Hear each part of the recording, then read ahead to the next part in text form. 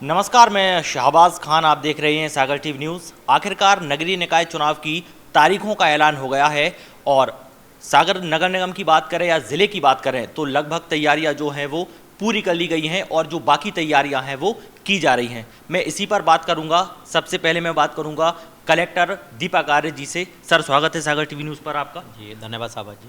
Sir, जानना चाह रहा हूँ क्या व्यवस्थाएं की गई हैं, कितने क्या मतदान केंद्र बनाए गए हैं नगर निगम सागर में। देखिए, चूँकि मतदान की घोषणा निर्वाचन आयोग के द्वारा कर दी गई है, उसके अनुक्रम में तैयारियां पहले से चल रही थी।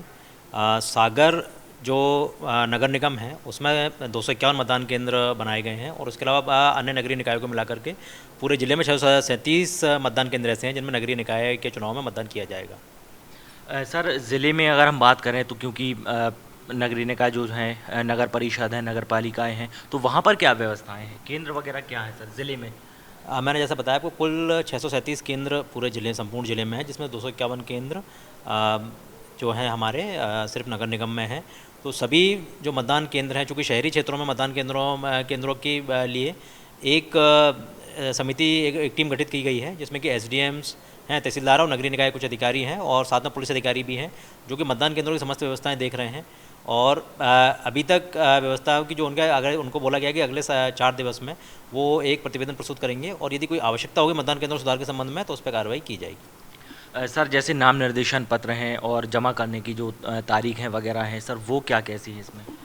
देखिए, जो सूचना का प्रकाशन होगा वो 11 जून को होगा और 18 तारीख तक नाम निर्देशन प्राप्त करने, चूँकि जैसे ये नियम है कि जैसे ही अधिसूचना जारी होती है उसके बाद नाम निर्देशन की कार्रवाई लेने की कार्रवाई प्रारंभ हो जाती है और 18 जून तक ये अंतिम तिथि है। 18 जून को 3 बजे तक लोग अपना नाम निर्देशन जमा कर सकते हैं। संभागीय जो उनका संबंधित रिटर्निंग ऑफिसर का जो कार्यालय होगा उनके पास सम्मुख जमा कर सकते हैं। उसके बाद 20 तारीख को उनकी समीक्षा होगी और 22 तारीख तक 22 जून को 3 बजे तक यदि कोई अभ्यर्थी अपनी अभ्यर्थता वापस लेना चाहते हैं तो वो ले सकते हैं। सर, प्रशासन की तरफ से तैयारियां क्या कुछ की गई हैं।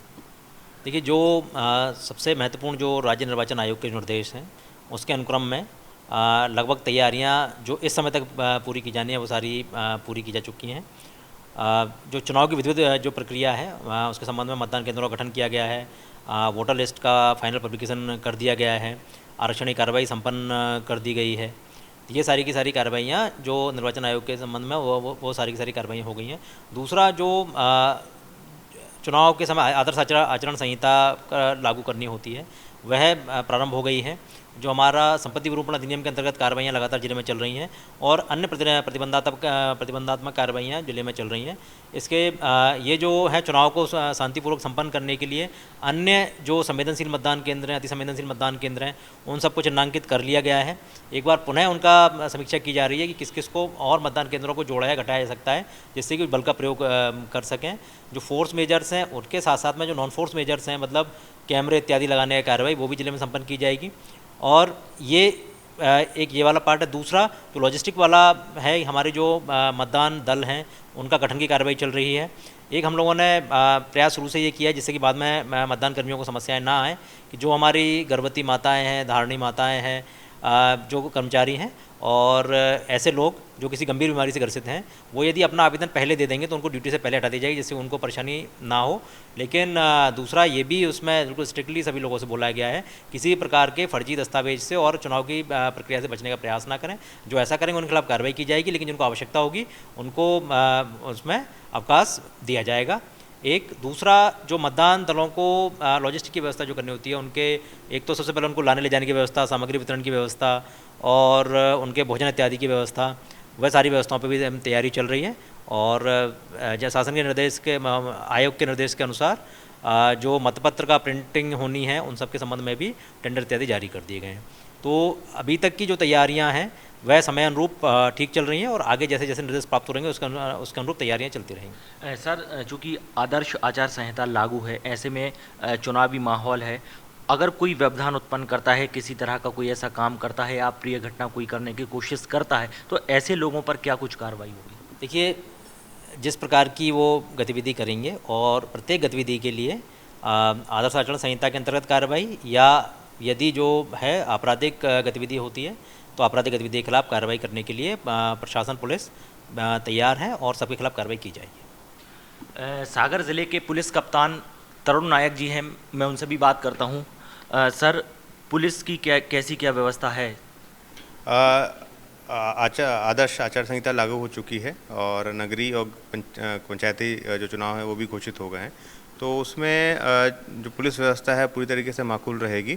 इसमें हम लोगों ने जो मतदान केंद्र है वो एक सबसे स्मॉलेस्ट यूनिट है, उसमें हम लोग सामान्य और संवेदनशील में उसको विभाजित कर रहे हैं। जो भी ऐसे संवेदनशील मतदान केंद्र होंगे उसमें जो फोर्स मेजर्स हैं और नॉन फोर्स मेजर हैं उनका हम लोग उनको लगाएंगे, और जिसमें फोर्स मेजर में कुछ हम अतिरिक्त बल देंगे, और नहीं तो फिर हम उसमें जो CCTV कैमरा या अन्य माध्यम से ऑब्जर्वर वगैरह लगा के कुछ उसमें हम लोग उसमें करेंगे। जो भी मतदान केंद्र ऐसे हैं जो संवेदनशील क्षेत्रों में आते हैं वहाँ पे हमारी विशेष पेट्रोलिंग व्यवस्था रहेगी, और ओवरऑल भी जो हमारी पेट्रोलिंग मोबाइल हैं, पुलिस सेक्टर मोबाइल्स हैं, वो सारी तैनात की जाएंगी। इसके साथ साथ हमारे जो नाके हैं विभिन्न प्रकार के, चाहे वो ज़िले के अंदर के हों, अंतर जिला हों या अंतर्राज्यीय नाके हैं, वो हम लोग लगाएंगे। जैसे चुनाव पास आएंगे वैसे लगाएंगे, और इसमें हम लोग लगातार चेकिंग की कार्रवाई की जाएगी। संवेदनशील क्षेत्रों में या अन्य क्षेत्रों में ऐसे जो व्यक्ति हैं जो कि चुनाव को प्रभावित कर सकते हैं, तो उनके विरुद्ध हम लोग प्रिवेंटिव एक्शन की कार्रवाई करेंगे और उनका हम लोग बाउंड ओवर कराएंगे, और ऐसे लोगों को हम ये सुनिश्चित करेंगे कि वो चुनाव को प्रभावित ना करें। इसके बावजूद भी यदि कोई ऐसी गड़बड़ी करता है तो उसके खिलाफ हम लोग सख्त से सख्त कार्रवाई की जाएगी। अवैध शराब, अवैध हथियार के विरुद्ध हम लोग का अभियान रहेगा। इस पूरे आचार संहिता के दौरान किसी प्रकार से भी कोई प्रलोभन देना, डराना, धमकाना की यदि कार्रवाई की शिकायत आती है तो उसमें पुलिस तत्काल उसमें कार्रवाई करेगी। सर, शस्त्र की आपने बात की, अभी प्रक्रिया शुरू हो गई होगी, तो क्या है? जो लाइसेंसी शस्त्र हैं वो अभी सस्पेंडेड हैं आचार संहिता में, तो उसमें शस्त्रों को थानों में जमा करने की कार्रवाई चालू की जा चुकी है और कुछ ही दिनों में वो कर ली जाएगी। सभी लोगों से ये अपील रहेगी कि अपने शस्त्र शीघ्र जो अपने नज़दीकी थाने हैं उसमें जमा करा लें, अन्यथा फिर उनके ऊपर नहीं करते हैं तो फिर वो आचार संहिता के उल्लंघन की कार्रवाई उनके खिलाफ की जाएगी। और इसके अलावा जो अवैध शस्त्र हैं उसकी पतारसी शुरू कर दी गई है।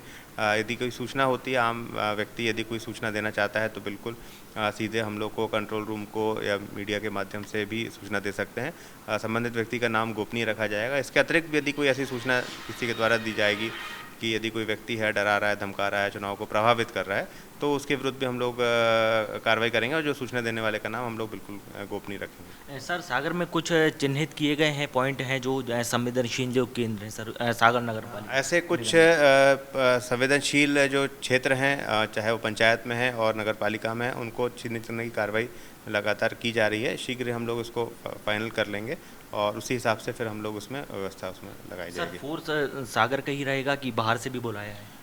अभी तक इस संबंध में कोई निर्देश प्राप्त नहीं हुए हैं। जैसा भी निर्देश प्राप्त होंगे उस हिसाब से हम लोग इसमें कार्रवाई की जाएगी।